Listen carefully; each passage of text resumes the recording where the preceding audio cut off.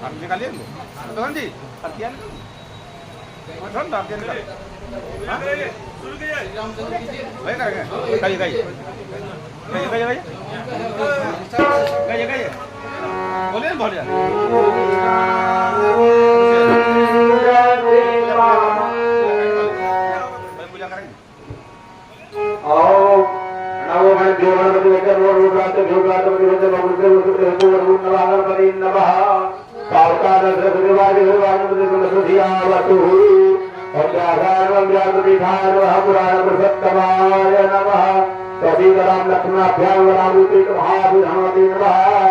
नमोस्तुते व्यासविशालबुद्धे भुजारविन्दाय तपत्रनेत्रः यज्ञत्वया भारततैलपुरा प्रज्वालितो ज्ञानमयप्रदीपः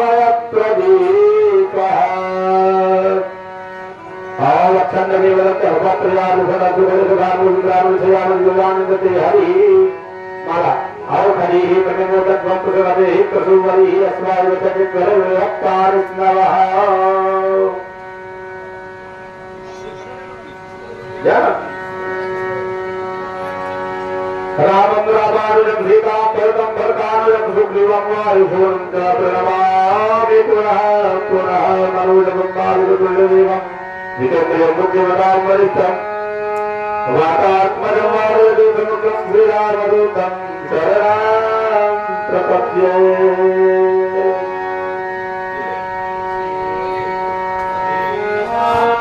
श्रीरामचन्द्र कृपाल भजो मन हरे भय वरदारुणं श्रीरामचन्द्र कृपाल भजो मन हरे भय वरदारुणं नवकण्ड लोचन कण्ड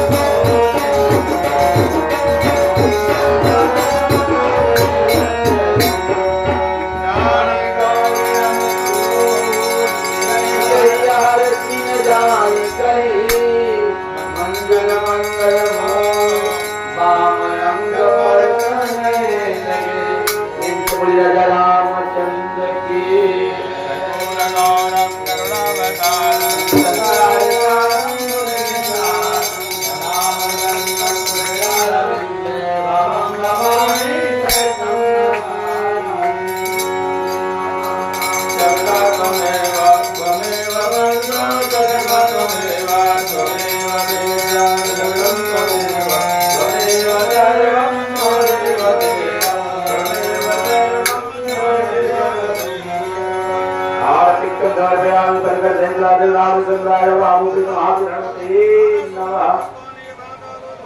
पुष्पांजलि प्रज्ञान परमेश्वर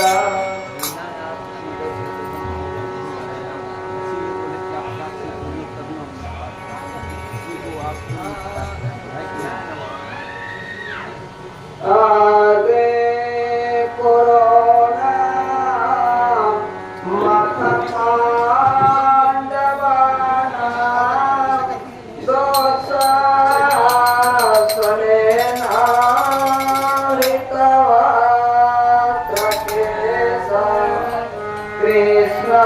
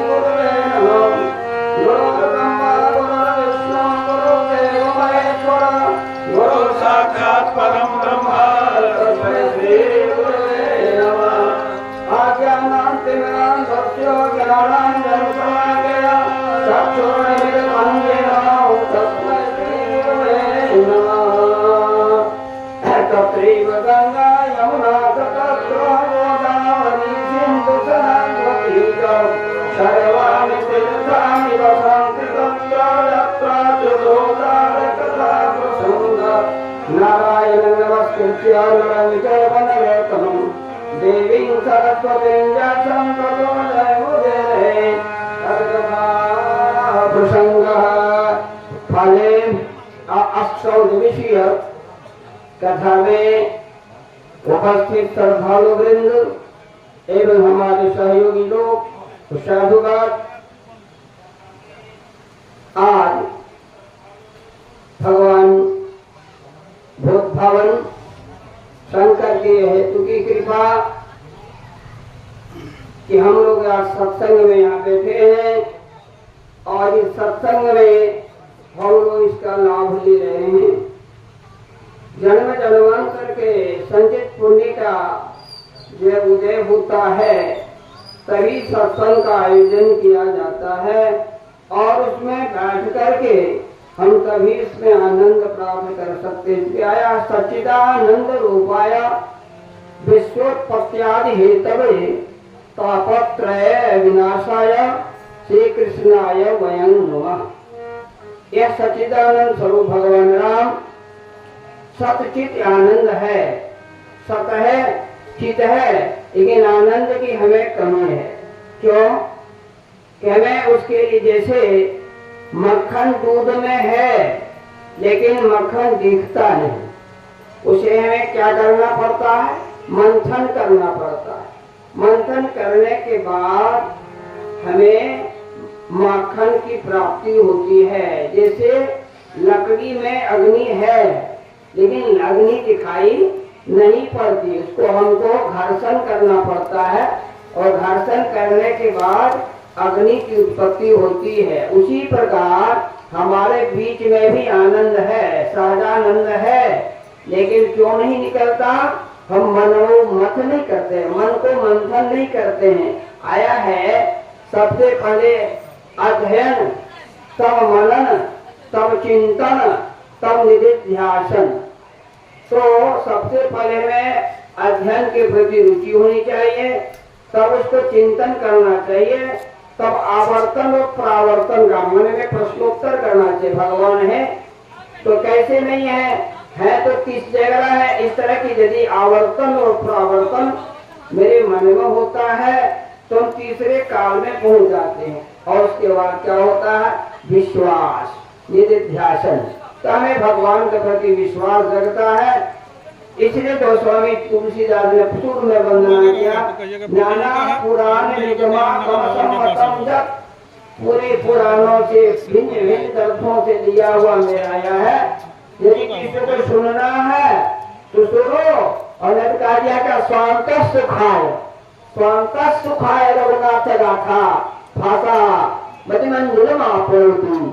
हम इसको रामायण की जो रचना कर रहे हैं, जिसको सुनना है, इसमें जो कुछ भी है ले सकते हो तो ले लो, लेकिन नहीं ले सकते हैं तो मैं अपने कल्याण के लिए, अपने सुख के लिए इसको मैं भाषा आबद्ध किया। उनकी पाली घोषणा है। तो इस कथा में क्या था? जाड़, यदि पोखरा में नहाने जाते हैं तो ठंडा लगती है, तो ठंडा लगने के लिए हम स्नान नहीं कर पाते हैं, बैठते हैं जाके पोखरा के किनारे, तो देखते सूर्य उगा तो हम स्नान कर लें। नहीं सूर्यता कुछ देरी तक बैठते हैं, बिना स्नान के वापस आ जाते। यही है, यह सर्ग है रामायण का। जो 4 तालाब है, 4 सर्ग है, 4 सीढ़ियां हैं। चारों सीढ़ियां में हमको जाने के लिए किसी भी प्रकार से जा सकते हैं, लेकिन उसमें डुबकी लगना तत्क्षण पेखिया बकहोई मराला। यह क्या सत्संग है? बगुला हंस बन जाता है। दोनों का रूप एक समान है, सफेद हंस भी है और सफेद बगुला भी है, लेकिन बगुला मांस भक्षी है, हंस क्षीर भक्षी है। वह क्षीर नीर विधि से दूध को पी जाता है और पानी को अलग कर देता है। यह पोखरा में स्नान करने के लिए हमें बगुला बन के भी जाएंगे तो क्या स्नान करने का बन जाएंगे? हम हंस बन जाएंगे। हमें क्षीर नीर विधि का ज्ञान हो जाएगा तो स्नान करने के लिए हमें जाना पड़ेगा, हमें वहाँ बैठना पड़ेगा। तो आज बैठने के लिए लोग की कमी है। आज भी यहाँ मैंने कहा ना जी राजा के यहाँ कोई थिएटर बना था तो सर राजा को कुछ पहरेदार रखना पड़ता, यहाँ बैठने के लिए जगह नहीं मिलती। लेकिन यहाँ राम नाम की कथा हो रही है और आध्यात्मिक प्रवचन हो रहा है तो लोगों को आने के लिए क्या जड़ता जड़ तो है ना, फूल जाने के पाप से हरि कथा न सुहार, जैसे इधर के लोगों से अन्य की इच्छा जाए। यह पूर्व का जो कर्म है इसमें अच्छा नहीं लगता, क्योंकि जड़ता है, उजड़ता हुआ रोकता है। जैसे भगवान कृष्ण जब राज कर रहे थे तो रात में सारी गोपियां चली गई। एक गोपी को पति ने नहीं जाने दिया और किवाड़ी भी बंद कर दिया। ध्यान दें, किवाड़ी भी बंद कर दिया, जैसे ताला लगा दिया। बीच में गोपियां तड़पने लगी, कैसा भावीराज भगवान करते होंगे, कैसा मिलन होता होगा। इस प्रकार का है आनंद सभी गोपियां करती होगी। या सोचते सोचते भीतर में शरीर को त्याग कर दिया। वह गोपी शरीर को त्याग कर दी तो भगवान का तुरंत साक्षात्कार हो गया। लेकिन जो रास में गई तत्क्षण भगवान को नहीं मिला।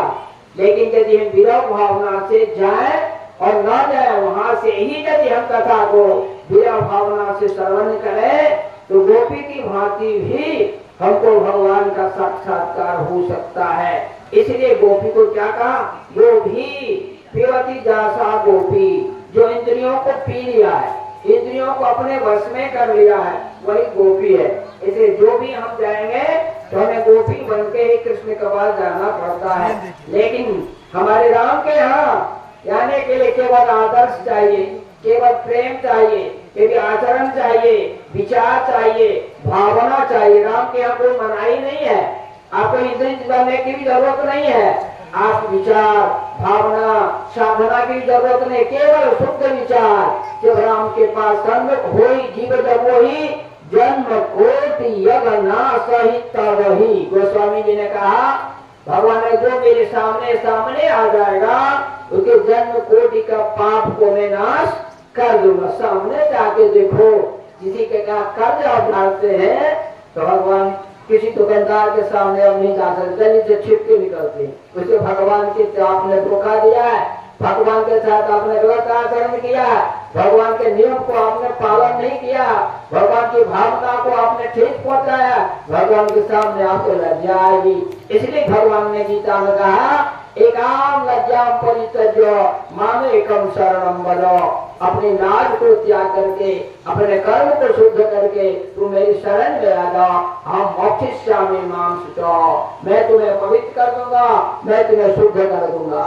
ऐसी भावना होनी चाहिए।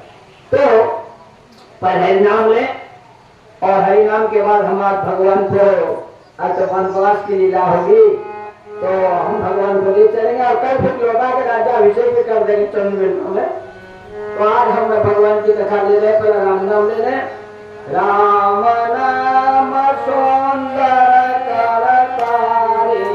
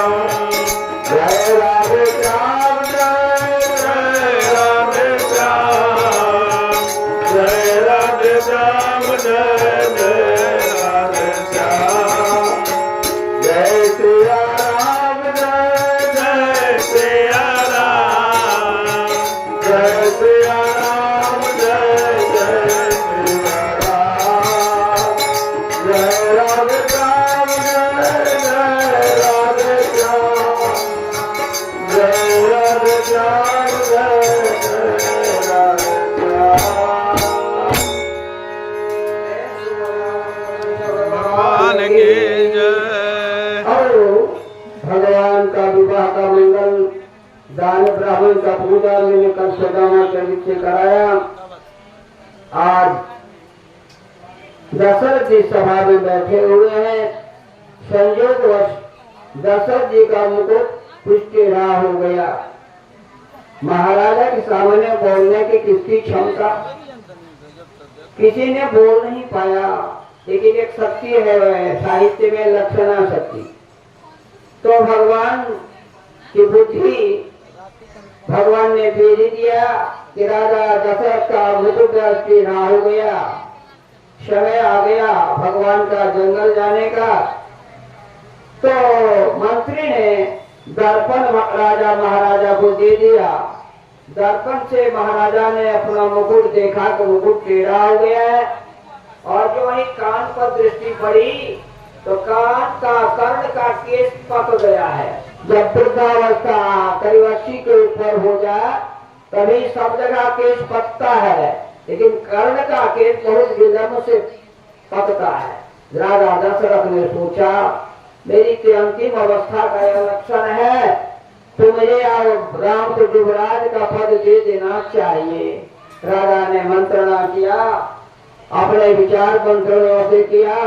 सभी ने कहा यह तो सुयोग्य है कि राम का युवराज पद आपको दे देना चाहिए। बार बार कैकेयी भी के महल में जब राजा दशरथ जाते थे तो कैकेयी कहा करती थी कि महाराज अब राम को युवराज पद पर बिठा दीजिए और आप शांति से रहिए। ऐसा विचार कैकेयी का था, लेकिन हमेशा समय राजा दशरथ रात्रि में कैकेयी के साथ बिताते थे, और राम भी सुबह होते ही कैकेयी के महल में जाता था। अगर राम के बारे में कैकेयी भी कर रही है तो उसे राज्याभिषेक करा देना चाहिए, आपके लिए अच्छा होगा। सुमति जहाँ सुमति तहाँ संपत्ति नाना, जहाँ सुमति तहाँ विपत्ति निदाना। आज सुमति आई कैकेयी के भी मंत्री गण लोग सबने विचार किया राजा राम होगा कहीं, क्यों राजा राम? दैहिक दारिक भौतिक तापा राम राज्य राम राज्य होगा ना। किसी को दैहिक क्रिया नहीं होगी, किसी को भौतिक क्रिया नहीं होगी, किसी को कायिक क्रिया नहीं होगा था। सब तरह से अर्थ से धर्म से कर्म से सारे लोग सुखी रहेंगे। इसी को तो राम राज्य कहता है, जहाँ भेद नहीं हो।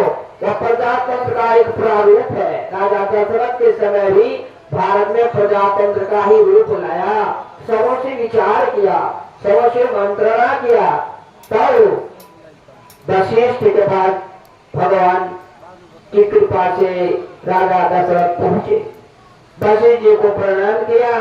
वशिष्ठ जी ने पूछा महाराज किस लिए आपका आगमन हुआ है? वशिष्ठ जी तो पूर्व भविष्यवेत्ता है, जान गए कि आप किस लिए आए, लेकिन पूछा ब्राह्मण होकर के वशिष्ठ ने। तो राजा दशरथ ने बताया हम लोगों ने विचार किया है कि अब राम 27 वर्ष के हो गए हैं, अब उन्हें राजगद्दी युवराज पद पर अभिषिक्त कर देना चाहिए। वशिष्ठ जी बड़ी खुशी हुई, क्योंकि पूर्वम हितम लक्षति प्रयक्षति असुर पुरोहित। जो पूर्व का नगर का हित चाहे, कल्याण चाहे, उसी को पुरोहित कहा गया है। आज वशिष्ठ जी बहुत खुशी हुए, अच्छी बात है। राजगद्दी पर बिठाना आपके लिए सौभाग्य की बात है।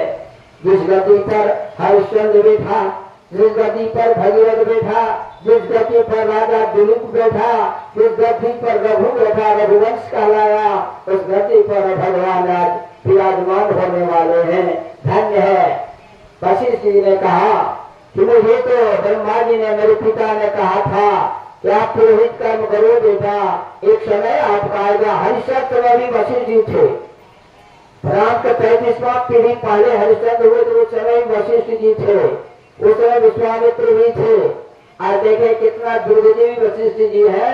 आप अपना शरीर रखिए, आपके जजमान के यहाँ भगवान का अवतार होने वाला है, ब्रह्मा ने कहा था। इसलिए वशिष्ठ जी ने शरीर रखा कि यदि भगवान का आगमन हो जाएगा, भगवान हमारे जजमान में आ जाएंगे तो दक्षिणावन में मुक्ति मांग लूंगा। दक्षिणावन में तो हमें तो कितना सौभाग्य मिलता है। आज ब्राह्मण इस कर्म को छोड़ निंदा है। वशिष्ठ ने कहा पुरोहित कर्म अति निंदा। रामचरित मानस में ही आया है कि पुरोहित कर्म बहुत निंदनीय है, क्योंकि यदि जजमान का काम हो गया तो जजमान प्रसन्न हो गए, और यदि जजमान का काम नहीं हुआ तो जजमान कहते हैं कि पंडित जी ने ठीक से काम नहीं किया, सिर्फ पुरोहित आया है इसमें। वशिष्ठ ने कहा यह तो निंदनीय कर्म, पुरोहित कर्म व्यक्ति मानता। लेकिन पिता ने मुझे कहा था कि इसी कुल में भगवान का जन्म होगा तो आपको दर्शन मिलेगा, इसलिए आप उस पुरोहित कर्म कीजिए। इसीलिए पुरोहित कर्म हो न जाने कब इस वेश में यजमान किया भगवान का आगमन हो जाएगा तो मुझे दक्षिणा के रूप में मुक्ति मिल जाएगी, यह भाव होना चाहिए। आज वशिष्ठ जी ने कहा कि अच्छी बात है तो मुहूर्त बना दीजिए। देखिए कितने बुढ़ात वशिष्ठ जी ने कहा मुहूर्त बना दीजिए। राजा दशरथ ने कहा, वशिष्ठ जी ने कहा मुहूर्त बनाने की आवश्यकता है। जिस दिन वहाँ शंका हुई वशिष्ठ जी को, कहा जिस दिन राजगद्दी पर राम बैठ जाएंगे उसी दिन राम के लिए शुभ दिन हो जाएगा। जिस दिन वो बैठ जाए उनके लिए दिन की कोई आवश्यकता, मुहूर्त की कोई आवश्यकता नहीं है। वशिष्ठ जी ने लक्षणा शक्ति में कह दिया कि राम तो गद्दी पर बैठने वाले हैं नहीं, लेकिन मैं मुहूर्त क्यों बनाऊं? राम के लिए मुहूर्त की कोई आवश्यकता नहीं है। जिस दिन राम बैठ जाएगा उस दिन उसके लिए शुभ होकर भगवान मुहूर्त बनाने वाले। जिसने दिन को बनाया, जिसने सूर्य को बनाया, जिसने चंद्र को बनाया, जिसने शिव को बनाया, जिसने विष्णु को बनाया, जिसने ब्रह्मा को बनाया, जैसे 14 भुवन को बनाया, उसके लिए मुहूर्त की क्या आवश्यकता है? वो तो पूर्व नियंता है, उनका नाम है पूर्व नियंता। सबको नियंत्रित करने वाले हैं, सबको अपने रूप में चलाने वाले हैं। आज क्या हुआ, वशिष्ठ जी ने बात टाल दी तो महाराज ने कहा कल ही मैं युवराज कर राम को अनुष्ठित करूंगा। तैयारी शुरू हो गई। युद्ध को 14 दिन पहले से तैयारी शुरू थी। केवल मुहूर्त के लिए वशिष्ठ की प्रतीक्षा थी। वशिष्ठ जी का आज्ञा मिला। जब जब कोई काम किया जाए राम लक्ष्मण लेने के लिए भी विश्वामित्र जी आए, जब तक वशिष्ठ ने नहीं कहा तब तक विश्वामित्र की बात पर हमारे राजा ने राम लक्ष्मण को देना स्वीकार नहीं किया। जब वशिष्ठ जी ने बता दिया कि लगन का समय आ गया है, महाराज आप छोड़ लीजिए, तब वशिष्ठ जी ने क्यों बात पर विश्वामित्र को राम लक्ष्मण को सौंप दिया। तो विशेष की बात पर बहुत विश्वास है, क्योंकि वह हित का ही होता। मैंने वो बताया वह हित छोड़ के वही कहीं पुरोहित नहीं करता। वशिष्ठ जी की आज्ञा हुई, तैयारी होने लगी। बीच में क्या आया, भगदेवता लोग चिंता करने लगे। दो लोग चिंतित हो गए, राम और देवता। प्रजा बड़ी खुशी है, अयोध्या की प्रजा, क्योंकि अवध है ना, अवध में नौबद जहाँ भगवान हो, अयोध्या गांव योद्धा में रहे, उस गांव का नाम अयोध्या है। मथुरा, मथुरा का यदि उल्टा करेंगे क्या बनेगा, राथोन, और थो को यदि हम अलग कर देंगे क्या बनेगा, राम। मथुरा राम है। क्यों? जब कंस मारा गया, पूर्व के कंस जब मारा जाता है तो मथुरा राम बन जाता है। इसलिए जन्मा भक्ति है या सरजू भक्ति है। सरजू वशिष्ठ की कन्या है, सरजू वशिष्ठ की पुत्री है, इसलिए सरजू हमेशा पवित्र है। आज इस भक्ति के किनारे हमारे वशिष्ठ जी ने आज्ञा दिया। लेकिन देवता लोग बहुत चिंतित हैं, राम बहुत चिंतित है। मेरा जन्म तो रहा शांत होता, लेकिन हम कहाँ करें संतों का करना था। हम अयोध्या की प्रजा तक सीमित रह जाएंगे, तो हम यदि वनवास नहीं जाएंगे तो मेरा अवतार का जो कारण हुआ वह कारण पूरा नहीं होगा। इसलिए राम बहुत चिंतित है और शोकाग्नि में राम डूबे हुए हैं। देवता लोग भी शोक में है, क्योंकि राम ने जन्म लिया। हम लोग ने प्रार्थना किया, ब्रह्मा जी स्तुति करने गए थे, देखो वहां गए थे शिव जी स्तुति करने, इंद्र गया था स्तुति करने के भगवान अवतार करके पृथ्वी का भार को उद्धार करे। तो भगवान ने स्वीकार किया मैं जन्म ले रहा हूँ। आज भगवान का जन्म हुआ, लेकिन हम लोग को कोई लाभ नहीं हुआ, कोई फायदा नहीं हुआ। इसलिए सभी लोग चिंता कर रहे हैं। इस बीच में दो चीज हो गया है, कुछ लोग खुशी मना रहे हैं और अधिक लोग चिंतित हो रहे हैं। राम ने सोचा भगवान उपाय कुछ किसी पुराण में आया है, किसी रामायण में आया है कि यहाँ राम एक दिन पूर्व जाते हैं और मैया केकई से कहते हैं, माता तुम मुझे बहुत मेहनती हो, स्नेह करती हो, तो कुछ कलंक तुम्हें लेना पड़ेगा, कुछ तुम्हें कलंक को उठाना पड़ेगा। तुम्हें मेरा रामावतार का जो मुख्य उद्देश्य है उसकी पूर्ति होगी। कैकेयी ने कहा, माता बेटा तुम जो कुछ कहोगे तुम्हारे लिए मैं तैयार हूँ। उसके तो ने वचन दिया था कि मैं कलंक लेने के लिए तैयार हूँ। और राम बड़ी खुशी हुई थी। आज राम को विश्वास था कि आपके की माता कुछ प्रयोग करके हमें जंगल भेजेगी। उसी समय देवता के मंत्रणा से, भगवान राम की मंत्रणा से विघ्नेश्वरी देवी का अयोध्या में आगमन हो गया। विघ्न करने वाली, उसका नाम है विघ्नेश्वरी। इसलिए हम लोग किसी पूजा में सबसे पहले गणेश की पूजा करते हैं। विघ्न नहीं आवे यज्ञ में, कोई विघ्न नहीं आवे यज्ञ में, इसलिए गणेश की पूजा ढंग से करने, जिनका नाम है विघ्नेश्वर। तो गजानन भूत गणाद सेवितम कपित जम्बो फलकार भक्षणम उमासुतम शोक विनाश कारकम नमामि विघ्नेश्वर पाद पंकजम। गणेश का स्तुति है विघ्नेश्वर को, लेकिन वहां पे विघ्नेश्वरी आ गई, विघ्न करने वाली आ गई। तो प्रवेश तो प्रवेश करेगा, तो प्रवेश करने के लिए माध्यम चाहिए। आज मंथरा में भी राम है, जानते हैं मंथरा नाम पर बड़ा विशेष पुराण आया। मंथरा में भी राम है और मैं दोनों है, बीच में केवल थोड़ा है। यदि थोड़े भी कंस को, थोड़े विचार को हम यदि अलग कर देते हैं तो मंथरा भी राम बन जाते। हम जीवों में भी राम है। अपने विचार को हम गलत भावना को दूर कर दें, देश भावना को दूर कर दें, हम राम बन सकते हैं। जब तक जीव तब तक शिव, जितना जीव है वह शिव बन सकता है। लेकिन आपकी जो भावना है, आपका जो विचार है, उसको हटाना होगा, सब विचार करना होगा, सब कल्पना करनी होगी, तभी आप मनुष्य बनेंगे। मनुष्य बनने का कारण क्या है? तो विचार और मन हमें मनुष्य में पशु में अंततः आहार निद्रा भय में थोड़ंच एक समानाम पशु ही नरानाम। आहार निद्रा भय में थोड़ंच एक समानाम पशु ही नरानाम धर्मो ही देशाम अधिको विशेष। आहार निद्रा भोग विलास पशु और मनुष्य में बराबर है। वो भी बच्चा पैदा करता है, वो भी भोजन करता है, पशु भी सोता है, लेकिन मनुष्य विशेषता क्या है? उसको विवेचन करने की शक्ति है। धारणा धर्म उच्चते, उसको धारण करने की क्षमता है। बड़ा भाई कौन है, छोटा भाई क्या है, क्या स्नेह है, क्या प्रेम है, क्या भक्ति है, कौन माता है, कौन बहन है, कौन भाभी है, ऐसा विचार पशुओं में नहीं है। जिसने जन्म दिया उसी के साथ क्रीड़ा करना शुरू कर देता है। यह अंतर पशु में। हम मानव में हमें विचार है, पिता की गद्दी पर हम नहीं बैठे, पुरोहित की गद्दी पर नहीं बैठे, राजा की गद्दी पर नहीं बैठे। हम बड़ों को सम्मान करें, छोटों को स्नेह करें। यह किसको कल्पना है? मानव में। इसलिए आया कि धर्म ही शाम अधिको विशेष, धर्म ही हमें अधिक है, तो सब हमने समान है। वशिष्ठ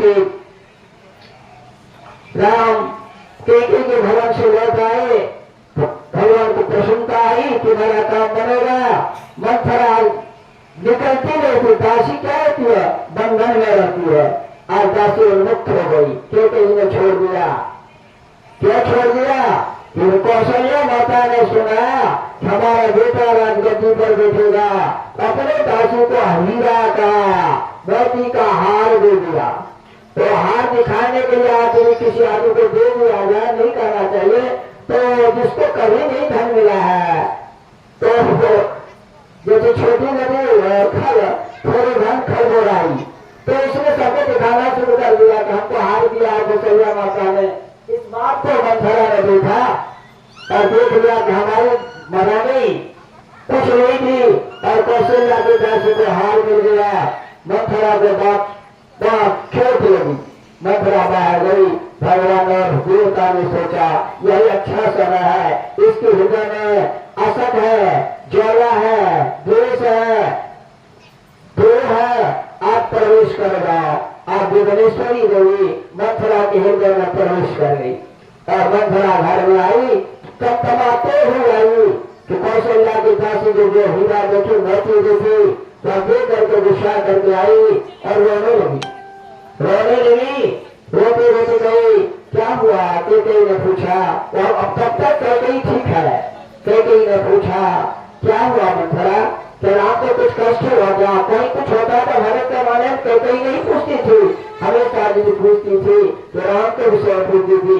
पत्नी को तो पति के विषय में पूछना चाहिए, पति से सिर्फ पुत्र को छोड़ सकता है नारी, लेकिन पति को नहीं छोड़ सकता है। ऐसा प्रमाण शास्त्र में आया है। पति के बारे में नहीं आके कोई पूछ नहीं है, पुत्र के बारे में नहीं पूछ रही है, और छोटे पुत्र राम के बारे में पूछती है, तो राम को कुछ कष्ट हुआ कि मंथरा कहते आपको तो राम राम ही सोचता है, और राम क्या कर रहा है इसको आपको पता नहीं है। देखें कल रात गद्दी पर राम बैठेंगे और आपका भरत उसका सेवक बनेगा, नौकर बनेगा, और आप कौशल्या महारानी बनेगी और आप नौकरानी बनेंगे। आप राजा दशरथ केवल प्रतिरोध करके आप ऐसा बढ़ा रहे हैं, आपको समझ में बात नहीं आ रही है। रानी मैं सच कह रही हूँ, ऐसी बात नहीं है। राम सबसे अधिक हमको मान सत्र में भी यदि राम देखते हैं, कैकेयी को ही देखते हैं, कौशल्या को नहीं देखते, सुमित्रा को नहीं देखती। तो सुमित्रा मैंने कल कहा ऐसी शक्ति है कि राजा दशरथ के जो वृद्धावस्था आ जाती थी केवल स्पर्श सुमित्रा कर देती थी, इतना उनको शक्ति था, वरदान था, पूरा जुड़ा फिर दशरथ हो जाते थे। लेकिन वह सुमित्रा को भी राम नहीं भरते थे, राम भरते थे हमेशा कैकेयी को। कैकेयी के बीच में ऐसी भावना थी मेरा ही पुत्र राम है। आप बचला रही समझा रही है, मंथरा कहती है आप भी पता नहीं लग रहा, यदि इस बात को तुरंत नहीं होता कौशल्या क्यों भेज दिया मेरे हाथ को भरत और शत्रुघ्न को? भरत और शत्रुघ्न को यदि आज यहाँ रखता तो आज ऐसी बात नहीं होती।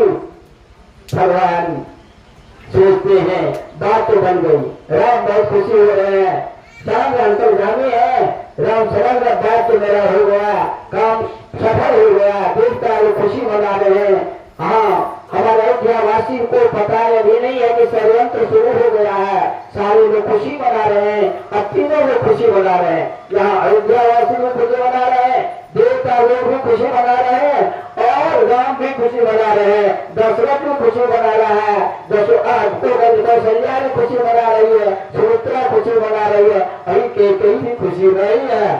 इस बीच में अब क्या होता है, वो कहती है देखिएगा यदि भरत और शत्रुघ्न नहीं जाता है तो ऐसी बात नहीं होती, इसलिए आपको छल रहे हैं राजा, आपको धोखा दे रहे हैं, यदि आपको अभी भी सुधरना है मेरी बात मानो। यह करके जोर जोर से रोने लगती है, दासी जब रोने लगती है इसे चुप करने के लिए माँ के स्पर्श करती है। मैंने कल ही बताया क्या पादे संपर्क भोजना तापन संक्रांति तस्मात तम तम दे, साथ देखने से, साथ सोने से, साथ खाने से, छूने से पाप का अतिक्रमण होता। आज के को यदि वोल्ट खराब हो तो उसका नहीं होगा, यदि वोल्ट जल रहा तो बिजली छूने का तेज करंट आ जाएगा, और खराब है फूल तो नहीं आएगा। आज क्या हुआ, अभी के फूल ठीक था, करंट नहीं आना था, लेकिन अब जो ही छुआ खराब संसर्ग का देश गुना भवंती। आज मंथरा रूपी मंत्र गति वाली को जो स्पर्श की कैकेयी ने बुद्धि पलट गई। कैकेयी सोच में ठीक ही करती हो, मेरा भरत और शत्रुघ्न तुम्हें निहाल चला गया, अवश्य है तुम्हारे पास छाती है, तुम चाहते हो उसको बदल सकते हो, राजा अभिषेक को तुम बदल सकते हो, लेकिन कैसे? तुम्हें भी वरदान है, तुम्हारे पास छाती। राजा दशरथ जब युद्ध करने गए थे उनका चक्का खुल गया था, कैकेयी साथ में जाती थी, बड़ी बुद्धि लगी थी, और दे करके चक्का को कैकेयी ने रखा था, और उस युद्ध में राजा दशरथ विजयी हो गए। तो विजय होने के बाद विजय का फाल श्रेय किसको दिया? कैकेयी को, और कैकेयी का बहुत राजा दशरथ प्रसन्न हो गए, वर मांगो। कैकेयी ने कहा मुझे 2 वर चाहिए, मिलना भी नहीं, जब समय होगा आपसे मैं वर मांग लूंगा। आज तुम्हारे पास समय आ गया है, वह तुम वर मांग लो। आज कैकेयी कहते वर मांगना क्या? एक में भारत का टीका और दूसरे में 87 भेष में राम का वनवास। पहले राजा दशरथ घर आते हैं, देखते हैं तो रोज उनका नियम था कि कैकेयी के भवन में जाना, आज इसी बीच में सारा वस्त्र त्याग करके, आभूषण त्याग करके, आज काला कपड़ा पहन करके केकई को जो है राजा का बड़ी व्यवस्था होती है। हंसने का एक रूम होता है, रोने का एक रूम होता है, खेलने का एक रूम होता है, रानी के बेटी का एक अलग रूम होता है, युवराज का एक अलग रूम होता है, पंडित का एक अलग रूम होता है, कंचुकी का एक अलग रूम होता है। भिन्न भिन्न प्रकार की सारी व्यवस्था राजा में वहाँ रहता है। आज कोई भवन में कभी मंथन का अलग, हर व्यवस्था अलग अलग। किसको हमें क्या करना चाहिए, रोना कौन करना चाहिए कि दंगे रोना बंद हो जाएगा, किसको हमें हंसना चाहिए कि हंसना हंसते रहेगा। एवं प्रकार से सारी व्यवस्था आपके ज्योतिष शास्त्र में दिया गया है। तो कैकेयी को भवन में चली गई। वहां जाने के बाद राजा दशरथ गए तो उठाए, कैकेयी बोली नहीं। जब कुपित हो जाती है नारी, नारी काम क्या है, हम बोलते हैं बोलना बड़ापन करता है ना। अरी जो मनुष्य का अरी है, शत्रु है, वह नारी है। इसीलिए वह लिखा ढोल जमाल चोट पशुनाली है। नारी क्या शत्रु है, ना वो अरी, वह तंत्र विच्छेद करेंगे ना वो अरी। मनुष्य का यदि हरी है कैसे, सत्या सत्य हरिया नारी, सत्य बुद्धि हरी कुंडली। कुंडली में आप खाते हैं उसे बुद्धि आपका नाश हो जाएगा। जल्दी बुद्धि खत्म करना, देख पाना तो कुंडली खाइए, आपको बुद्धि हराश हो जाएगी। और सत्या सत्य करा पया, जल्दी शक्ति चाहते हैं दूध पीजिए, दूध पीने बाद तुरंत शक्ति आ जाएगा। बिजली आपको लग गई है, दूध पिला दीजिए, उसका करंट का काम हो जाएगा। शास्त्र के लिए है, इसलिए दूध पीना चाहिए हर व्यक्ति को। और नारी आई है, कौन नारी, उल्टा नारी, सब नारी नहीं। सब नारी तो प्रेरण थे, रमते मित्र देवता। जहाँ नारी की पूजा होती है वह देवता वास करते हैं। लेकिन जो उल्टा नारी है वो आरी है, मनुष्य का शत्रु है। इसलिए अब क्या हुआ कौशल्या, तो अभी भी नारी है, क्षेत्र अभी भी नारी है। केकई कर्कशा बन गई। कर्कशा के का उल्टा क्या होता है, कर्कशा। नाम तो लक्ष्मी है लेकिन काम उसका दरिद्र होता है। नाम तो सुशीला है लेकिन वह झगड़ा से उत्प्रेत है। जथा गुण तथा नाम भागवत में आया, रामायण में आया। दार्थिक सुशीला का मैंने बताया, सुशीला सुशीला थी और नाम तो लगते प्रमुख रहती, उसका कहीं रूप का ठिकाना नहीं। नाम तो जानती, जान का एक रूप उसके पास नहीं। ऐसा नहीं होगा। ऐसे ज्योतिष शास्त्र माया दरियाचार्य ने बताया, जैसा नक्षत्र हो, जैसा तिथि हो, जैसा दिन हो, वैसा भी नाम दिया जाए वैसा ही फल होगा। आज ही होता है। क्या हुआ, कर्कशा बन गई। राजा दशरथ पुकार रहे, इतना हमें नहीं करना चाहिए, आप लोग बुरा करना ऐसा करना थोड़ा करें, मैं बता देता हूँ। आज राजा दशरथ केकई का चरण पकड़ लेते हैं। आज इतने महाराजा दशरथ केकई के चरण पकड़ लेते हैं और चरण पकड़ करके मनाते हैं, हे प्रिय तुम क्या कष्ट हुआ, तुम्हारा क्या कष्ट है। और चरण पकड़ राजा दशरथ चरण के पास बैठे हुए हैं, लेकिन केकई भागती नहीं है, केकई देखती नहीं है। और बड़ा कष्ट राजा दशरथ ले रहे हैं और केकई भी दे रही है। केकई का ये राजगद्दी के लिए ले रहे हैं और राजगद्दी हटाने के लिए ले रहे हैं। दोनों दो भाग है। क्योंकि भाते राम राजगद्दी से हट गया, राजा दशरथ चाहते हैं राम गद्दी पर बैठ जाए। दोनों का रिबन दो अर्थ रखता है। आज देवता लोग खुशी मना रहे हैं, राम मन ही मन खुशी मना रहे हैं। एक भोजन दो, फिर तो भोट बोल दिया। तो हम थके, हमारे विचार नहीं था, थोड़ी थोड़ी हम नहीं आएंगे तो ठीक नहीं होगा। अच्छा बनेगा, बहुत अच्छी है। हमें ध्यान से छोड़ा है तो आप केवल पसंद से छोड़ाएंगे, कम से कम केवल पसंद केवल खा करके उसके बाद करने के लिए पेट सब पूरा कर देंगे। प्रभु की है महिमा बड़ी, राम भजले घड़ी दो घड़ी। प्रभु की है महिमा बड़ी, राम भजले घड़ी दो घड़ी।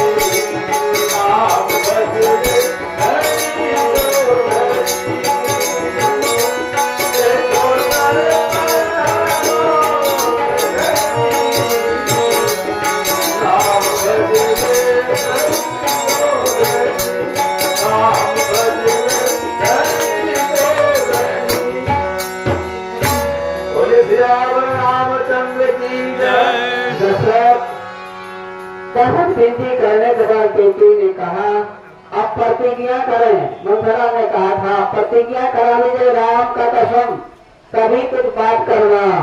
आज गुरु रक्षा मिला है जो कहा के कही तो राम को सबसे प्रिय मानने वाले ताई कुयोग सुयोग कैसा लोग का वृत्ति बदल जाती है, विचार बदल जाता है। आज देवी ने प्रतिज्ञा करा रही है।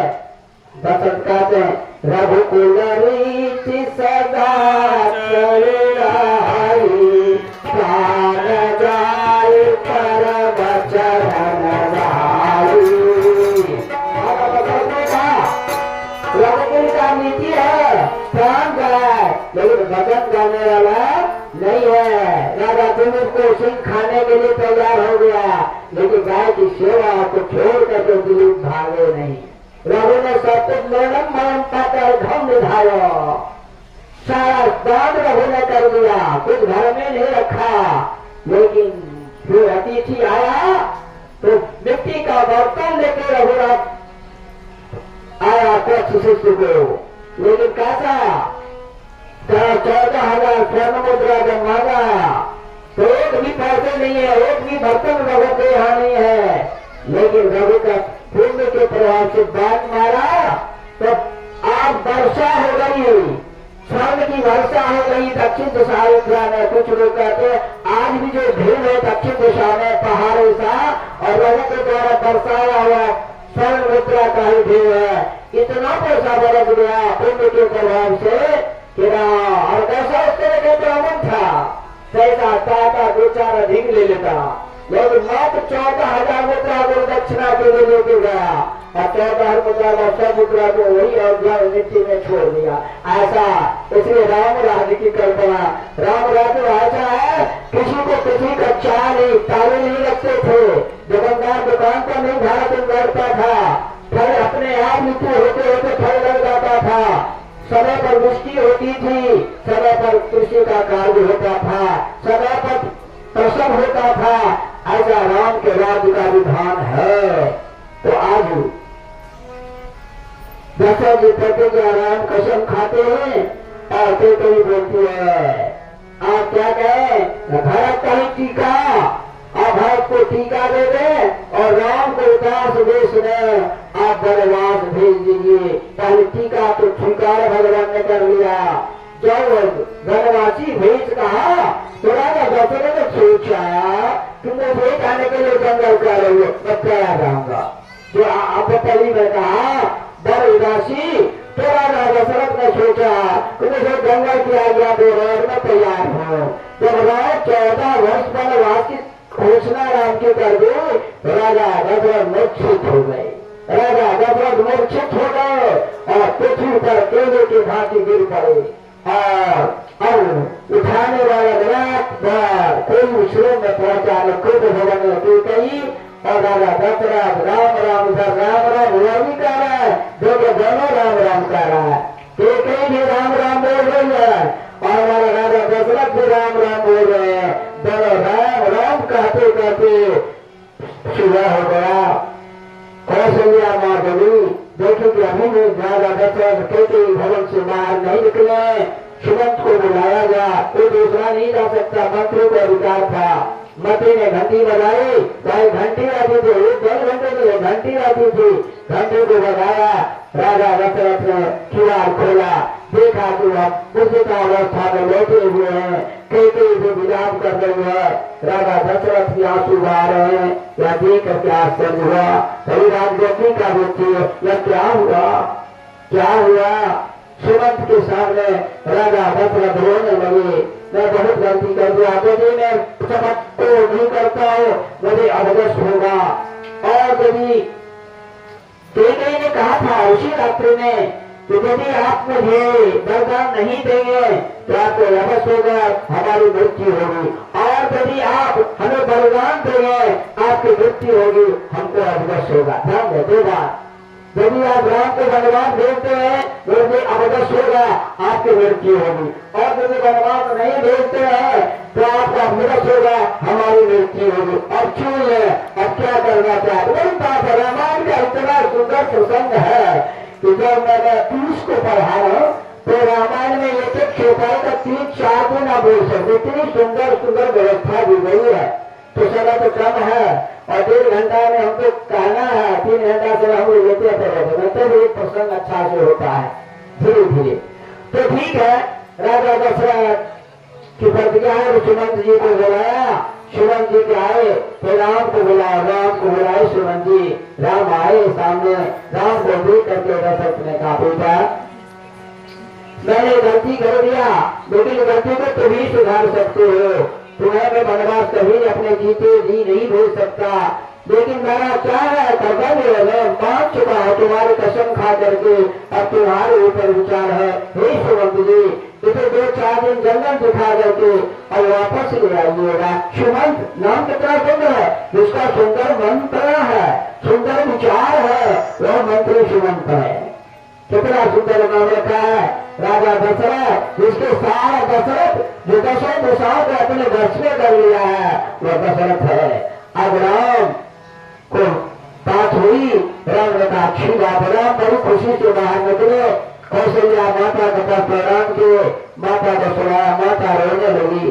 कौन नहीं चाहता है मेरा बेटा राजगद्दी पर बैठे। कौशल्या रोने लगी, लेकिन कौशल्या के पास एक भावना है, वो ज्ञान के प्रतीक है और भक्ति के प्रतीक सुमित्रा है और क्रिया शक्ति केकई है। बड़ी रामायण को चर्चा है। ज्ञान की शक्ति कौशल्या है, भक्ति स्वरूपा सुमित्रा है और क्रिया शक्ति केकई है। तो क्रिया से यही काम होता है, वो करने का काम हो उसको हम क्रिया कहते हैं। तो क्रिया तो हमारे केकई कर रही है, ज्ञान देने का कौशल्या का है, भक्ति को प्राप्त करना सुमित्रा का है। 3 ज्ञानियों का 3 काम है, एक क्रिया शक्ति है, एक ज्ञान शक्ति है, एक भक्ति शक्ति है। 3 प्रकार के हैं। आज कौशल्या ज्ञान स्वरूपा है।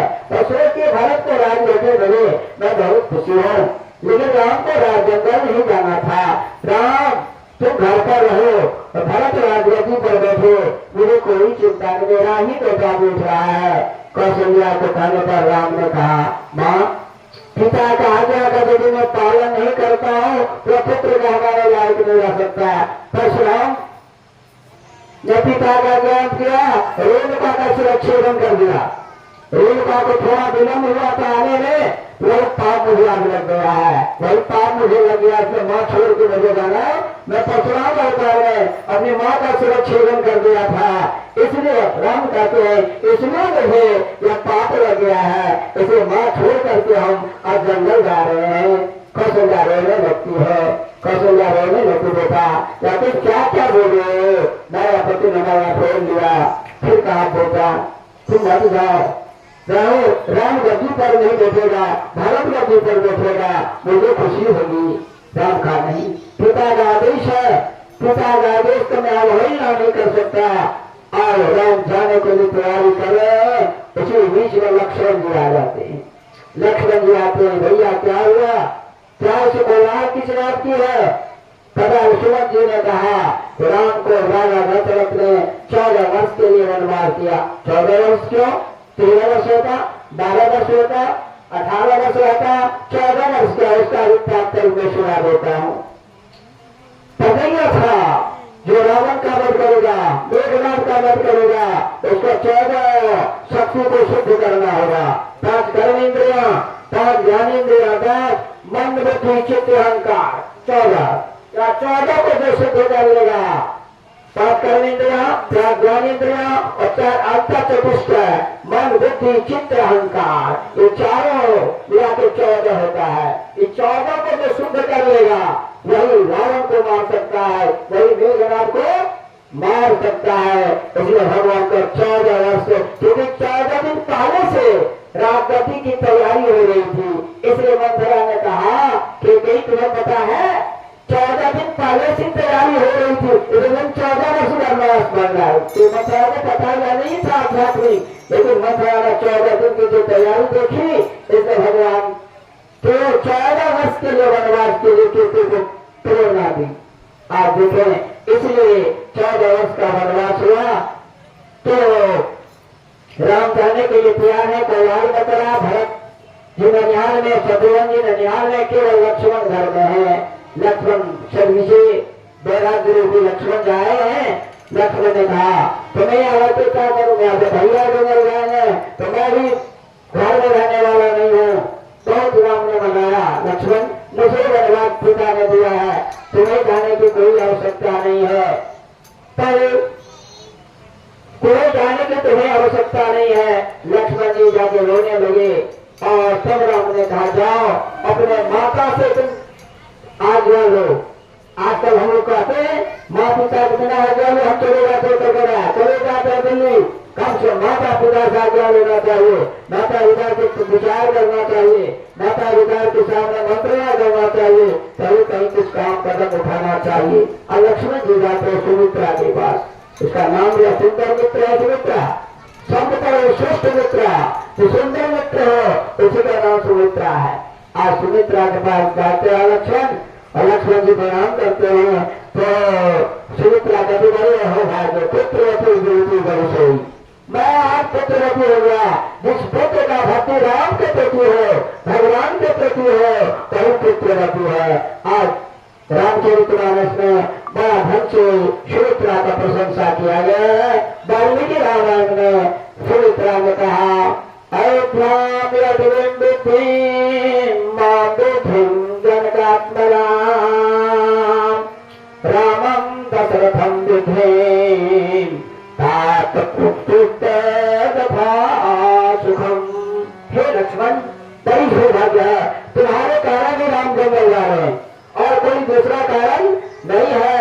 तुम क्या करो, जंगल को अयोध्या मानना, राम को दशरथ मानना और सीता को मां मानना, गच्छ पुत्र तथा सुखम, तुम सुखपूर्वक जंगल जाओ। माता ने आज्ञा दे दिया, जैसे सुनीति ने ध्रुव को आज्ञा जाओ तपस्या करने के लिए, और लक्ष्मण को तपस्या करने के लिए सुमित्रा ने आज्ञा दे दी। सुमित्रा की आज्ञा पर लक्ष्मण हंसते हुए आए, प्रणाम किया कौशल्या को, राम लक्ष्मण तैयार हो गए। और माँ जानकी कहा तो दीक्षा मिला था सास ससुर की सेवा करना, पति का सेवा करना, जबकि एक दाहिने पांव की सेवा लक्ष्मण जी करते थे और दाएं पांव की सेवा जानकी करती थी। पांव भी काट लिया था राम और लक्ष्मण ने, राम को दाहिना पांव की सेवा लक्ष्मण जी करते थे और बाएं पांव की सेवा जानकी करती थी। आज दोनों पांव सेवा करने वाले साथ जा रहे हैं और जानकी चाह रही है जाओ। तो इस समय कौशल्या समझाती है तुम हिंदुरा छोड़ करके, तुम पलंग छोड़ करके कभी कठोर पृथ्वी पाँव नहीं रखी है, तुम नहीं जा सकोगे।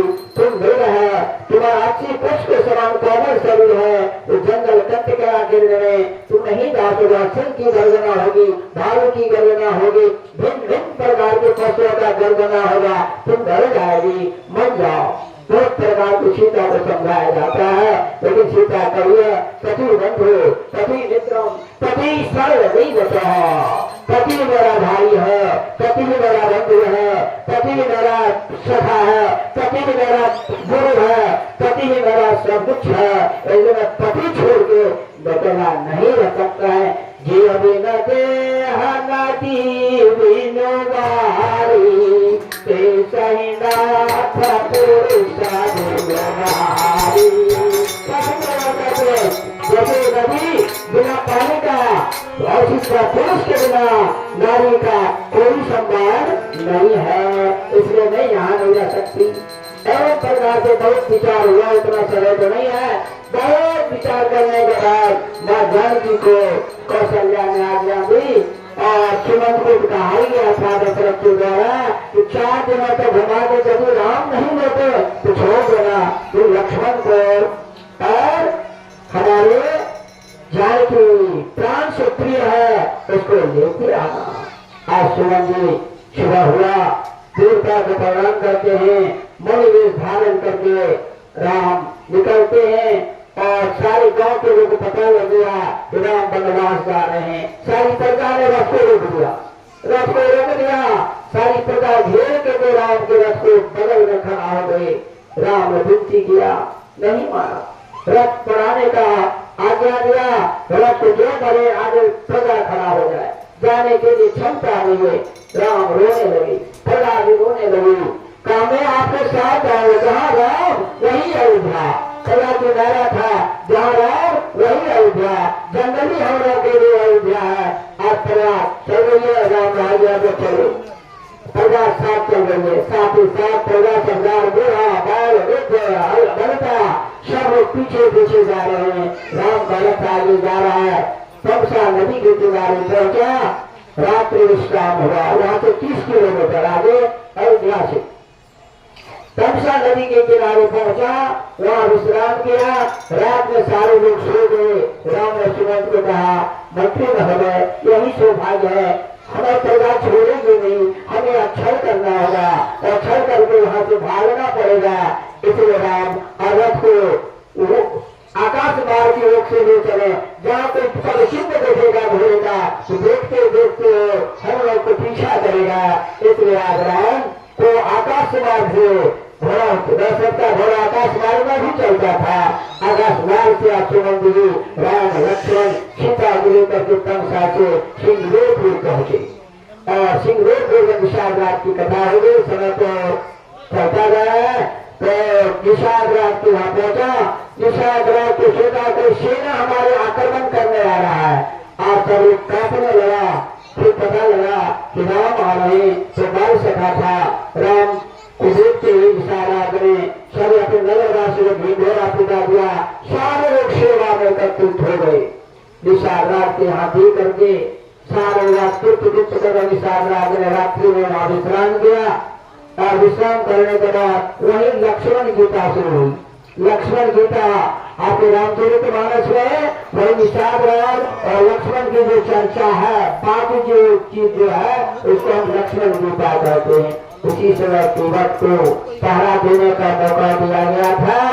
केवल जी पहरा दे रहे थे और सोवत जानी पंक्ति है।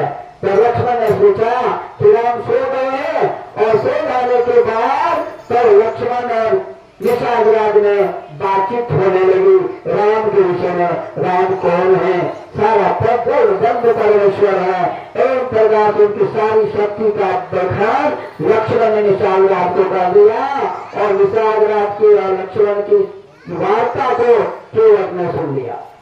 केवट ने सुन लिया और केवट जाकर के क्या कहा, सुबह हुआ, गंगा स्नान किए, जाकर के राम संध्या वंदन किए। अब हम लोग ब्राह्मण संध्या वंदन नहीं करते, पहले क्षत्रिय संध्या वंदन करता था, दैत्य संध्या वंदन करता था, राम जी के प्रकार संध्या करते हैं। राम संध्या वंदन किए, सूर्य दिए, गायत्री मंत्र का जप किए, उसके बाद गायत्री पूजा की, अपना कुल देवी की पूजा की और उसके सीता को स्नान करके अपना जो पूजा विधान हुआ की, लक्ष्मण जी ने संध्या वंदन किया। तब तक केवट ने क्या कहा, निषाद राज के यहाँ चला गया और निषाद राज के जाकर के कहा, महाराज एक आज्ञा आपसे मैं लेना चाहता हूँ। क्या आज्ञा है? आज कोई घाट पर किसी का नाव नहीं चलेगा, आज मेरा ही नाव चलना चाहिए, यही आपको मैं आज्ञा मांगता हूँ। आज केवट को निषाद राज पुटवा दिया। इस घाट में ईरान घाट तक कोई राजधानी को नहीं रहेगा, केवल यही केवट रहेगा और यही नाव लेकर भगवान को पार करेगा। आप देखें भगवान केवट कौन था? केवट कच्छप था। राम भगवान के नगर में है और लक्ष्मण जी शेषावतार है और लक्ष्मी माँ जानकी है। और जब वहाँ समुद्र में क्षीर सागर में कच्छप के सामने थोड़ा सा कछुआ में उधर करता था तो सीता माँ जागती थी और इधर जब माथा पर कछुआ थोड़ा देखना चाहता था तो हनुमान जी का शेष फल दास्ता था। कछुआ कभी राम का चरण भी नहीं देख सका, कभी भगवान का मुख भी नहीं देख सका। आज कच्छप का अवतार केवट रूप में हुआ है और भगवान केवट रूप में आया है कच्छप और देख रहे हैं कि लक्ष्मण जी और जानकी दोनों खड़ा है और चरण भी पकड़ता है, चरण भी छूता है, मस्तक भी छूता है, गोद में भी उठाता है और सारा सुन देखेंगे केवट को मिल जा रहा है। राजा दशरथ का भी भोग मिल रहा है, जनक का भी रूप मिल रहा है चरण धोने का और गोद उठाने का।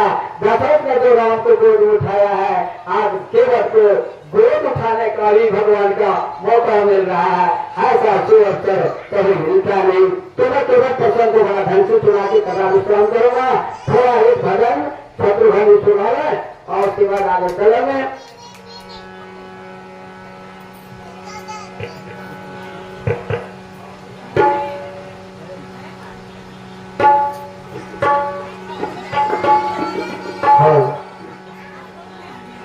जरा देर ठहरो राम, जरा देर ठहरो राम, तमन्ना यही है अभी हमने जी भर के देखा नहीं है, अभी हमने जी भर के देखा नहीं है।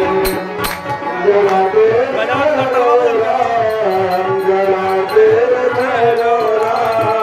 तमन्ना यही है अभी हमने जी के देखा नहीं है, अभी हमने जी के देखा नहीं है।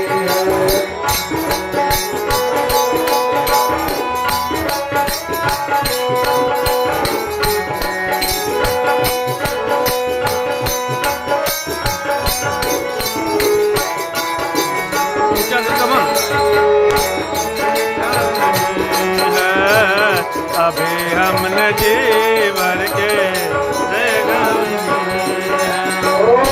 कैसी गई आज जीवन की ऐसी घड़ी आज जीवन की आई, अपने प्राण की करके बिगाई, अपने प्राण की करके बिगाई,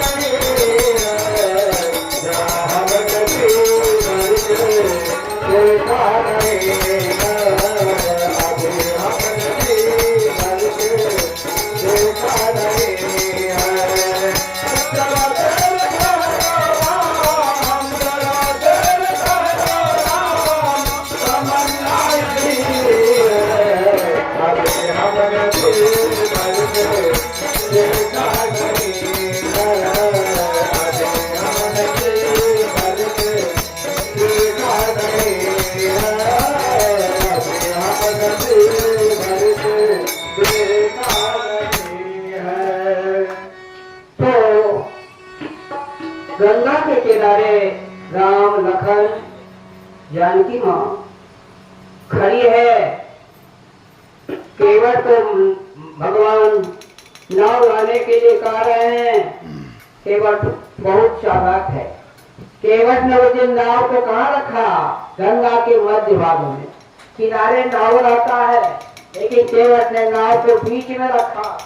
जो कोई नाव को तुरंत राम चढ़ना जाए, और कोई नावी घाट में था ही नहीं। नावी केवट बीच में नाव को रखा है, और वहाँ मल्लाह का रूप में वह गांव पर खड़ा है। बुला रहे हैं राम, आओ केवट, नाव लेके आओ। नाव लेके केवट नहीं आ रहा। आज भगवान पूरे संसार को पार करने वाले, आज गंगा पार करने में उनकी क्षमता की कमी नहीं है। छोसरी दे करके ढेर बढ़ रहा है। गंगा आज आनंदित हो रही है। मैं आज अपने पिता का दर्शन कर रहा हूँ। तो विष्णु के नख से गंगा निकली है। आज राम को अपने पिता मान करके गंगा फूले न समा रही है। गंगा बहुत आनंदित हो रही है। गंगा चाहती है आज मुझे दर्शन हो गया अपने पिता का दर्शन दे करके। जय सिया राम, जय सिया राम, जय सिया राम, जय सिया राम, जय सिया राम, जय सिया राम, जय सिया राम, जय सिया राम, जय राधे श्याम, जय राधे श्याम, जय राधे श्याम, जय राधे श्याम।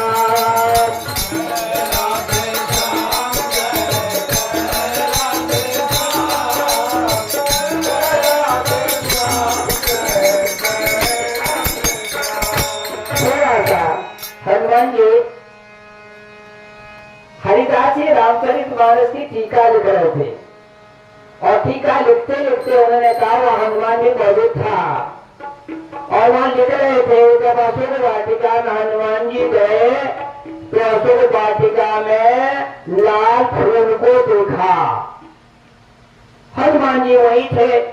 कब मैंने देखा, मैं यहाँ सामने आपके हो और आप बोल रहे हैं कि अशोक वाटिका में लाल सफेद फूल को देखा, लाल फूल को, सफेद फूल को, लाल फूल को देखा। यह तो बात नहीं है। मैं तो लाल सफेद फूल को देखा, वह फूल तो मैंने लाल देखा है, सफेद फूल तो था ही नहीं। राम जी, हरिदास जी को चिंता हुई कि मैं विष्णु भक्त हूँ, मैं गलत नहीं लिख सकता। हनुमान जी राम के भक्त हैं, वो भी गलत नहीं बोल सकते। आज हनुमान जी और हरिदास जी चले गए राम के पास, और राम के पास जाके राम को पूछा, प्रभु हनुमान जी जब लंका गए थे अशोक वाटिका में क्या सफेद फूल था या लाल फूल था? हनुमान जी क्या कह रहे हैं? हनुमान जी कह रहे हैं लाल फूल था, सफेद फूल नहीं था। मैं लेकर आया टीका में, हनुमान ने सफेद फूल को देखा। राम ने कहा, हनुमान तू वहां तक गया था, किस रूप में गया था?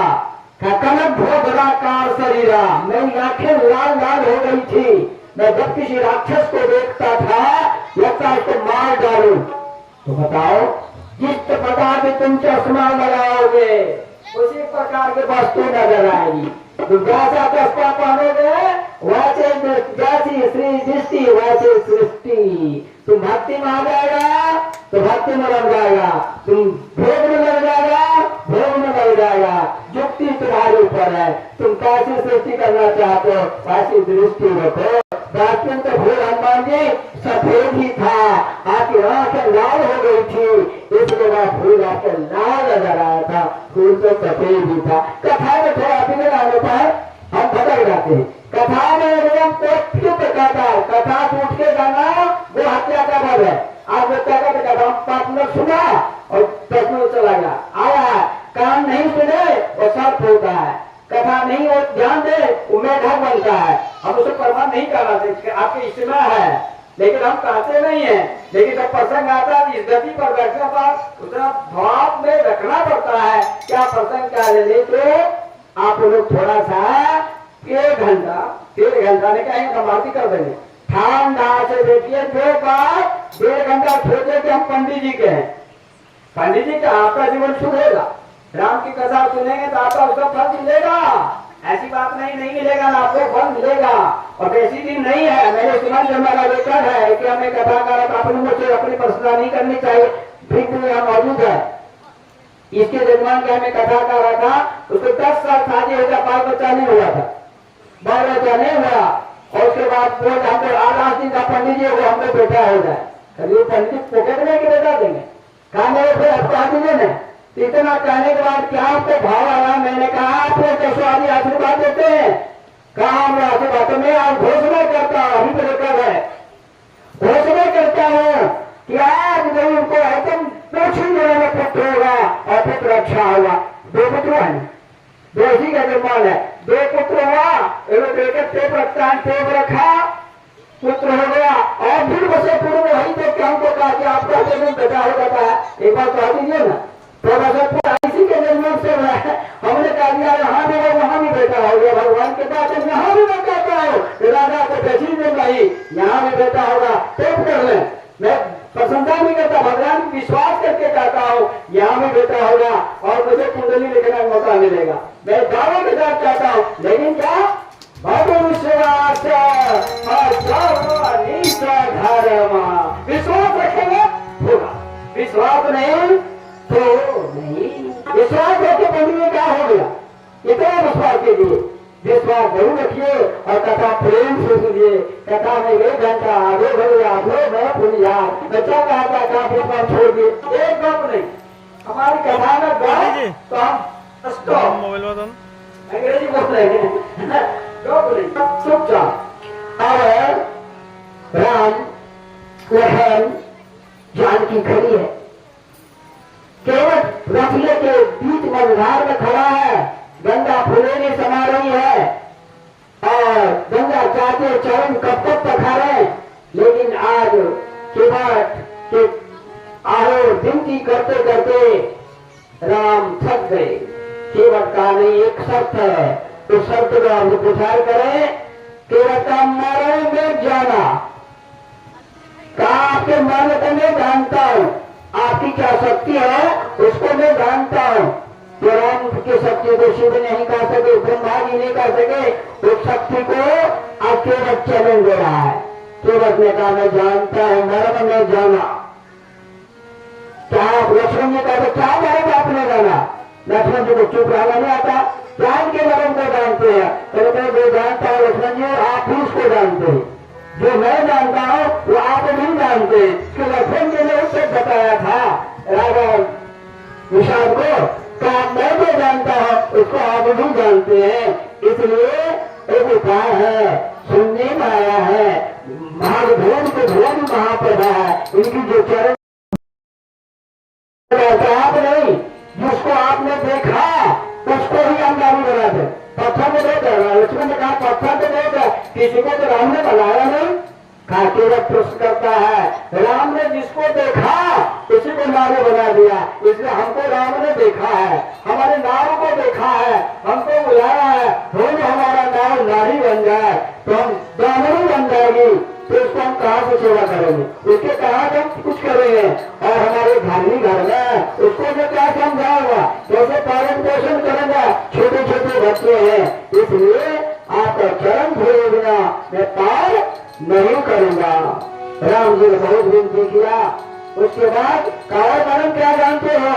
तब कहते हो स्वयं जब 52 अवतार में भगवान विष्णु बलि के यहाँ आए, प्रहलाद के पोता का विलोचन के बेटा बलि और विलोचन के पिता प्रहलाद, और प्रहलाद के पौत्र के यहाँ बलि के यहाँ जब आए, भगवान संध्या वंदन यज्ञोपवीत हुआ और संध्या वंदन के माध्यम से कहा मुझे 3 पग भूमि चाहिए, 3 पग भूमि चाहिए और मुझे कुछ नहीं चाहिए।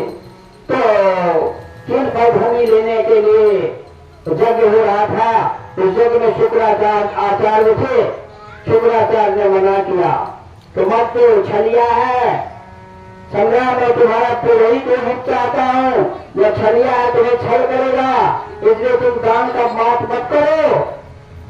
कहा प्रभु आपने ही कहा तो दान करना चाहिए, दानम दुर्गति नाशनम, आपने ही कहा था कि दान करना चाहिए, आज हम मना कर रहे हैं। इसका कारण यह है कि ये छलिया है, यह साधारण बालक नहीं है, तुम नहीं समझ रहे हो, इसको मान जाओ, तुम कहीं कुछ स्वीकार नहीं करो। कहा नहीं महाराज मेरा यज्ञ पूरा हो, ब्राह्मण मेरे घर से वापस लौट गए बिना दान लिए, मेरा यज्ञ पूर्ण नहीं होगा। मैं वचन देता हूँ, बोलिए बड़े क्या चाहिए? कुछ नहीं, मेरे धन नहीं चाहिए, दौलत नहीं चाहिए, मुझे आसन नहीं चाहिए, आसन मेरे पास है, देख रहे हो ना, जैसे मेरे पास है, मेरे कमंडल में है, संध्या की सारी सामग्री मेरे पास है, केवल तुम 3 पग भूमि दो, 3 पग में की भूमि ब्राह्मण की संध्या के लिए चाहिए, या मुझे दे दो। ब्राह्मण कह दिया वस्तु दूंगा। शंकर की बात है, जो जब कमंडल में लेकर शंकर करने गया, कह रहा अभी भी मान जाओ।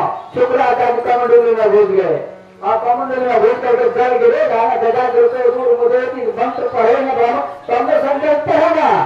कहा नहीं, भगवान की रक्षा के लिए उसने घुस गया शुक्राचार्य। शुक्राचार्य भगवान ने सोचा और तो उपाय किया है, जो दान देने में रोके वह काना होता है, जो दान में रोके वह काना होता है। आज क्या हो गया, कुछ लिए ब्राह्मण का अस्त्र कुछ है, तो दूसरा ने चाकू नहीं, अस्त्र नहीं, बंदूक नहीं, हम लोग आज कुछ से ही हम कुछ कर सकते हैं, कुछ हमारा हरण हो जाएगा, कुछ की नहीं इतनी शक्ति है तो हम तब भी प्राप्त कर सकते हैं, इतनी साधना है कुछ में। आज कुछ के लिए भगवान ने और इसको घुसाया, उनका एक आंख गायब हो गया। 6 प्रकार से शुक्राचार्य बाहर निकले, आज तो गायब हो गया। इसलिए कहा शुक्राचार्य, उनका उसी दिन से नाम शुक्राचार्य की किंवदंती बन गई। भगवान को दान दिया और भगवान ने जब जान लिया तो 2 पग में 14 भगवान को नाप लिया।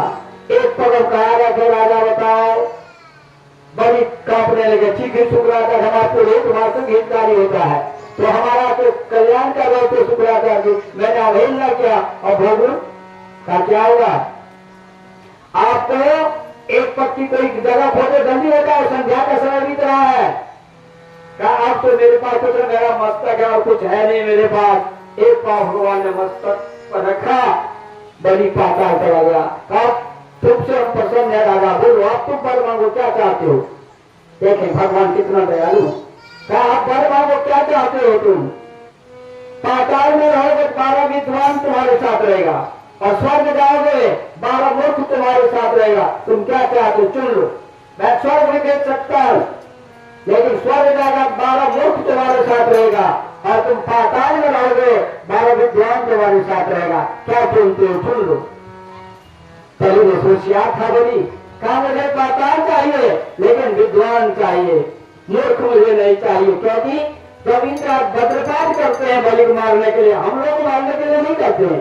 इंद्र बलि को मारने के लिए वज्र गिराते हैं, तब तक उनका 12 ज्योतिषी उनके पास है, विद्वान है। गुलिक विधि एक ज्योतिष में है, यहाँ वज्र गिरेगा कि नहीं उसका विधान बता सकता आपके भी पंडित। यहाँ वज्र गिरा है कि नहीं, यहाँ गिरेगा कि नहीं, उसको गुलिक विधि कहते हैं। और गुलिक विधि से ज्योतिष बता देता है आज इंद्री से वज्र गिराने वाले, तब तो बलि दूसरे जगह चले जाते हैं। इसे आज तक इंद्र वज्रपात कर रहा है लेकिन बलि को मार नहीं सका। उसी समय रत्नमाला उनकी कन्या थी। कन्या ने सोचा कितना सुंदर बच्चा है, इस बच्चा को गोद लेने का मन करता है, स्तन पिलाने का मन करता है। कितना सोलन जब आया था बटुक रूप में और जब पिता को पाताल भेज दिया तो वही रत्नमाला सोचने लगी ऐसा बच्चों को 20 पिला के मार देना चाहिए, ऐसा बच्चों को 20 पिला के मार देना चाहिए। वही पूतना बनी। भाई बलि की जो बेटी थी रत्नमाला वही पूतना बनी। इसलिए पहले स्तनपान कराने का वरदान था, तो भगवान ने कहा था ऐसा ही होगा। तो स्तनपान कराने के लिए पहले आई और जब 20 पिला देने के लिए आई भगवान ने स्वीकार किया, हमने वरदान दिया रहा है जिसको मैं स्वीकार करता हूँ। ऐसा मरण को केवल जानता है। ऐसे आपका प्रगत को आप इसको पार कर पहले समुद्र को पार कर सकते, सबके मारने वाले ऐसे मन को केवल जानता है। भगवान रावण ने कहा क्या और राजा आपका राजा दशरथ का कसम मैं खाता हूँ, मैं राम का कसम खाता हूँ, एक पैसा आपसे ले लूंगा लेकिन आप पाव धुला लीजिए। चौपाई मेरे पास है, समय नहीं है। तो ऐसा करके क्या कहे दशरथ जी, देखिए सुनिए।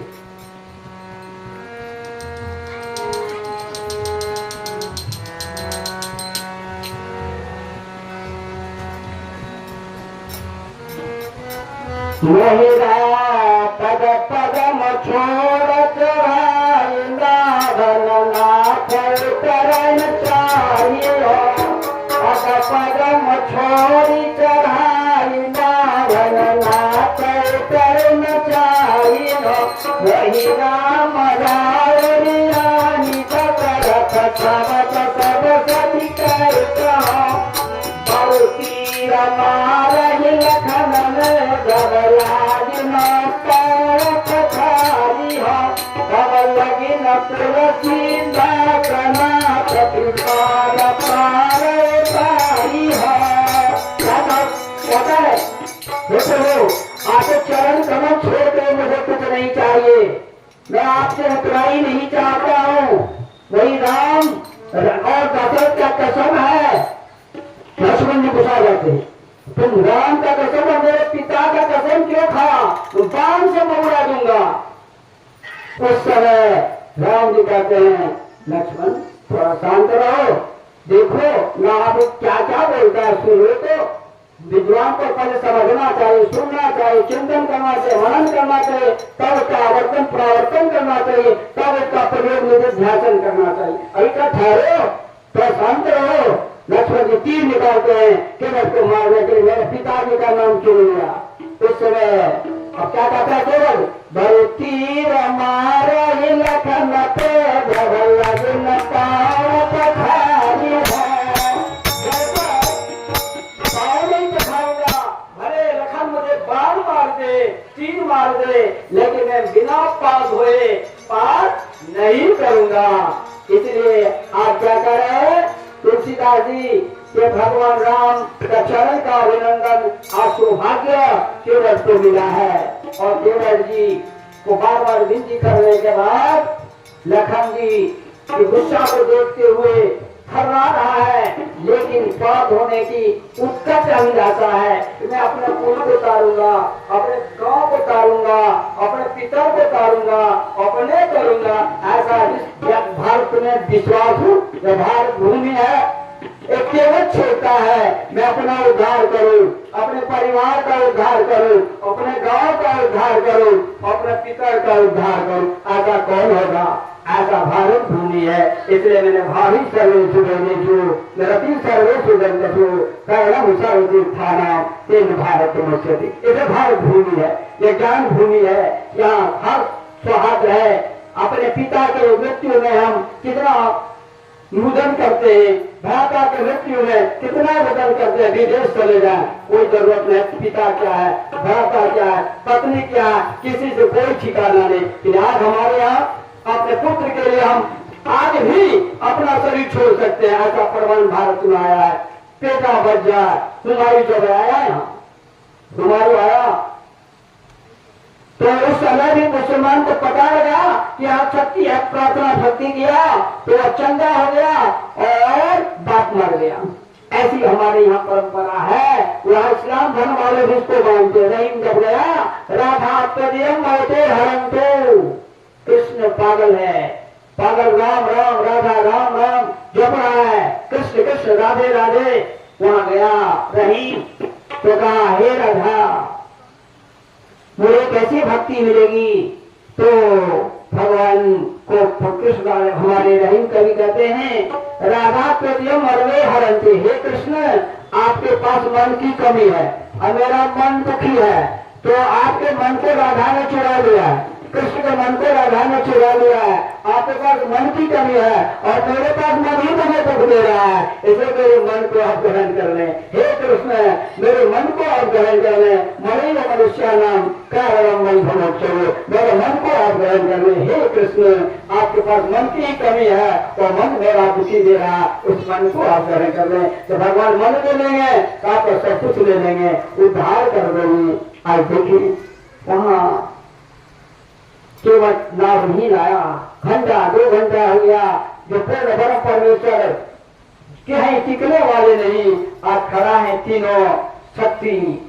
आज तीनों एक साथ हमेशा काल रूपी लक्ष्मण, शक्ति रूपी सीता और ऐश्वर्य रूपी श्री राम, तीनों खड़ा है।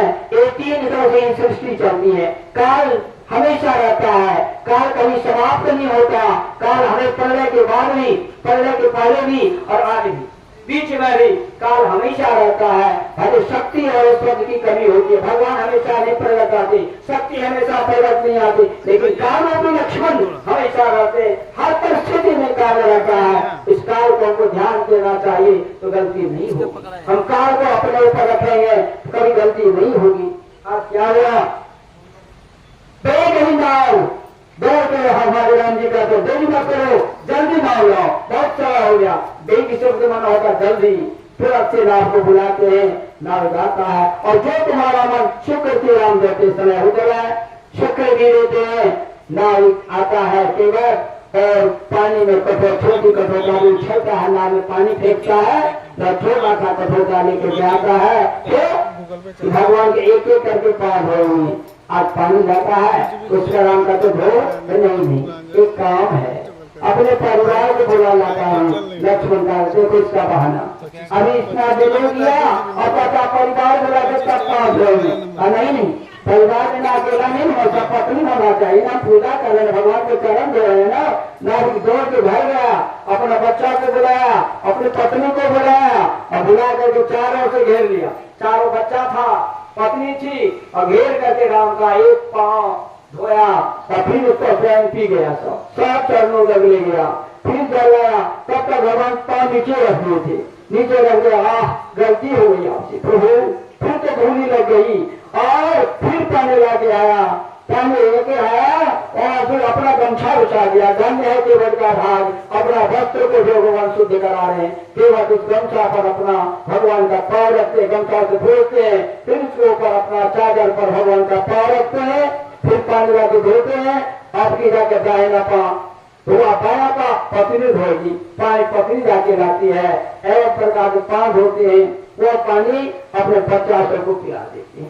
इसके बाद कहता प्रभु गलती हो गई, ये जितने लोग हमारे बात में सारे नारी लोग यहाँ रहते थे, लेकिन मैंने विनती के साथ वाक्य किया था और मेरा ही नाम रहेगा, इसलिए उन लोगों पर वो उद्धार करना है। इसे चरणों फिर आकर एक बार पान धोएंगे, फिर 5 चरण लाते हैं, पान धोते हैं और पूरे जाकर सबको बुला करके लक्ष्मण जी को पूरे धारा। ये नाटक कर रहा, अपना कर लिया, बच्चा को बुलाया, पत्नी को बुलाया, गाँव प्रसाद बांटने गया है और सबको एक एक करके घर घर जा करके सबको चरणों तक देता है। उसके बाद आपका अर्थ हो गया, अब पार करो का नहीं, एक काम और हो गया, बाकी है। क्या बाकी है कि मेरा पितर को भी मुक्ति देना, मेरा बाप दादा कष्ट मोड़ा का, फांसी लगा के मोड़ा का, भीख मांग के मोड़ा का, क्या मरा, उसको भी आज सौभाग्य है आप ऐसा स्वयं भगवान आए, उसको भी गंगा में मैं तर्पण कर लूं। फिर पानी लाता है और चरण धोता है और बहुत प्रसंग इसका है कि हम छोड़ना होता है, चरण धोता है और चरण धो करके अपने पितर से उसी जल से तर्पण करता है। अपने पितर पार करी शब्द आया, पितर पार कर अपने पुत्र को उद्धार करके राम जी गंगा पार करने के नाव पर बुलाते, रोते नहीं ले जाते हैं। आपका हमें दशरथ का रोल नहीं किया है, अभी तो मेरा जनक का रोल था। जनक ने आपका चरण पखारा था, हमने आपका चरण पखारा, आपको गोद में हम नहीं लिया। आराम कहते क्यों गोद क्यों लेगा, आप नीचे रखे फिर तो धोने लग जाएगी और फिर तो मेरा नाम हो जाएगा नारी। इसलिए गोद में आज राम को भगवान केवट उठाता है और गोद में उठा करके नाविक रखता है नाव पर और उसी पर बच्चा सब मिलकर के लक्ष्मण को उठाता है। लक्ष्मण जी गुस्सा के भूत हो रहे हैं, हमको क्या काम है, यानी अपमान हो जाएगा। यदि मैंने राम को सम्मान दिया और आपको यदि सम्मान नहीं देंगे हमें दिलानी होगी। लक्ष्मण जी, लक्ष्मण भैया आपको मैं उसी तरह राजा के भाई हैं, आप भी युवराज हैं और लक्ष्मण को 100 बच्चा मिल करके उठा रहा है, तो पूरे विश्व को उठाने वाला आज केवट का बच्चा, छोटा छोटा बच्चा लक्ष्मण को उठा करके नाव पर रखता है और जानकी को कौन उठाएगा। आप केवट की पत्नी जानकी को गोद में लेकर कौशल्या बन के आज गांव में बिठाते हैं और हमारी सीता मां प्रणाम करते गंगे। उन्हीं जानती है कि हमारा ही पुत्री गंगा